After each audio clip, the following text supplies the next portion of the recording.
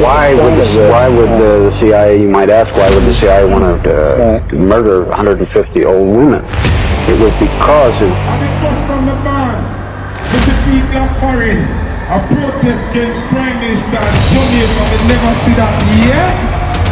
Yeah, me know Mr. Holness. The Jamaican, them in New York say, you figure, them say, they don't want you no more. What? Then if the Jamaicans them in New York a protest, we have a protest to down a yard there too. So think if you look out for your protest down a yard there too, and Holness, the people them are protest against you. Who is the child from Jamaica?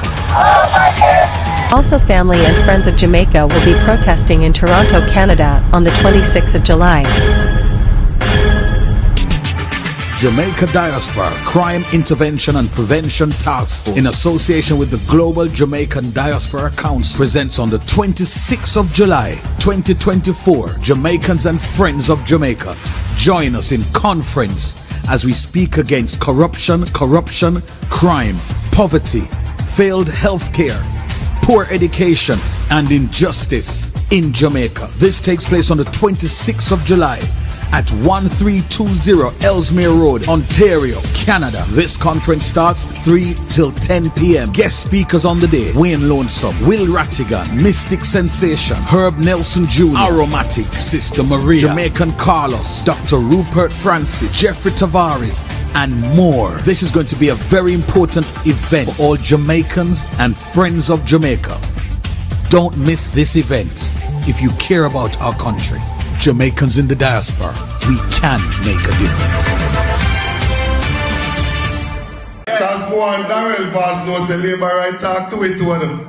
Dr. Dayton Campbell called out the names of the 6 politicians under investigation by the Integrity Commission for illicit enrichment. As a matter of fact, Darren, for sure it's a Labour right talk to me.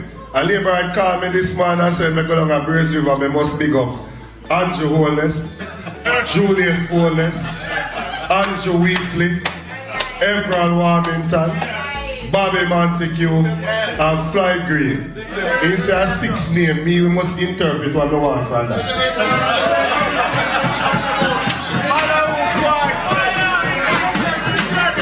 Hold on.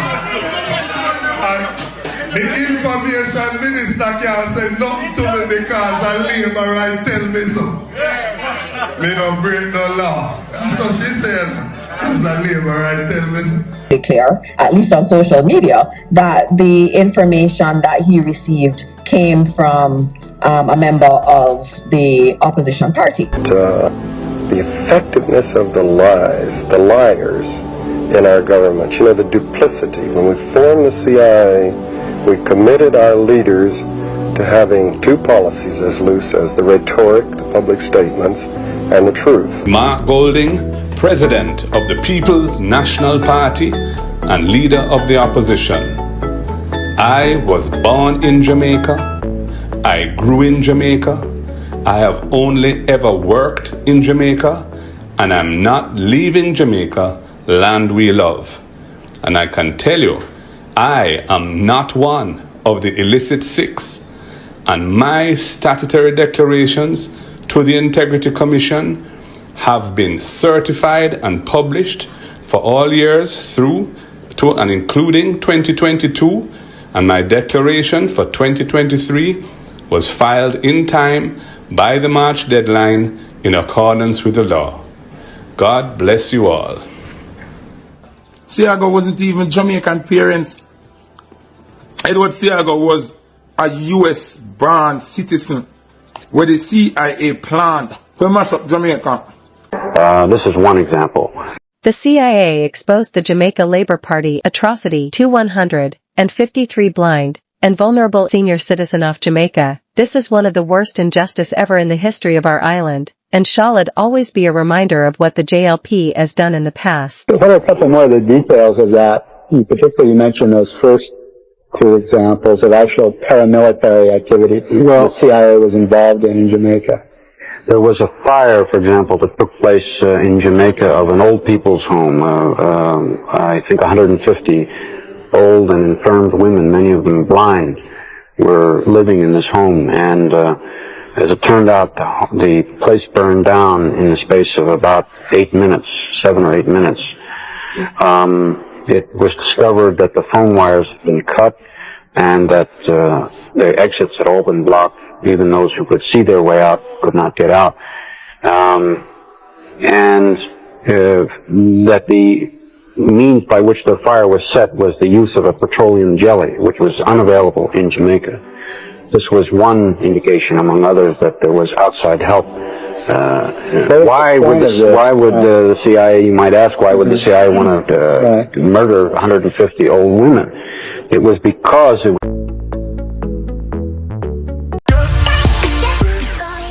Now welcome back to another exclusive live. Now blessing goes out to all my viewers and all my subbies, all my well wishers. Like, share and also subscribe if you haven't done so already. Coming up in today's topic and review.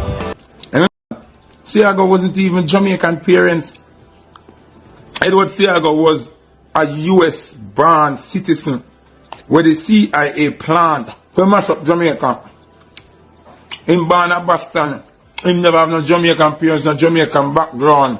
I want to never talk about that. I want to talk about Mark. I don't understand. But you certainly make your case for the legitimacy of what you're doing very well.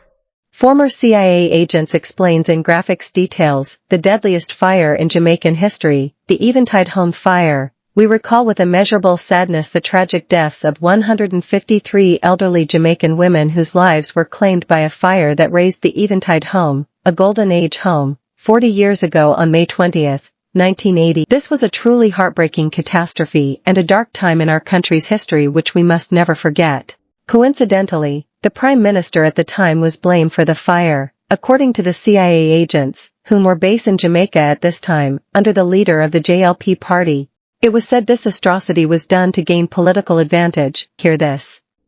But you certainly make your case for the legitimacy of what you're doing very well. Let's take a look at some of the things which Lewis Wolf had to say, and we'll let you comment ever so often on this, okay?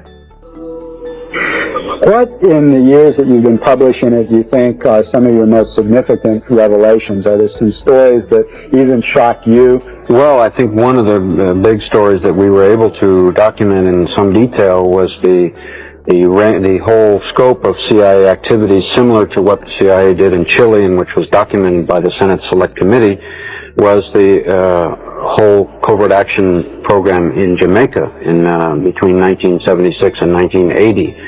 And we did a great deal of research into that, and we discovered in many ways a very similar program, almost a classic model that was followed along the lines of what they did in Chile, including three major categories: military, paramilitary activity, the use of propaganda in the media, and the third one, which was economic warfare, using the multilateral organizations, the International Monetary Fund and others, to withhold loans which had been promised to the Jamaican government. This is one example. So what are a couple more of the details of that? You particularly mentioned those first two examples of actual paramilitary activity the CIA was involved in Jamaica. There was a fire, for example, that took place in Jamaica of an old people's home. I think 150 old and infirmed women, many of them blind, were living in this home. And as it turned out, the place burned down in the space of about 8 minutes, 7 or 8 minutes. It was discovered that the phone wires had been cut and that the exits had all been blocked. Even those who could see their way out could not get out. And that the means by which the fire was set was the use of a petroleum jelly, which was unavailable in Jamaica. This was one indication, among others, that there was outside help. Why would the CIA, you might ask, why would the CIA want to murder 150 old women? It was because it was an effort, part of a very large-scale effort to discredit the government in Jamaica, which was at the time headed by Michael Manley, the Prime Minister. There were images produced of Michael Manley in the media, in the Daily Gleaner, which was the newspaper which the United States, through the CIA, helped support.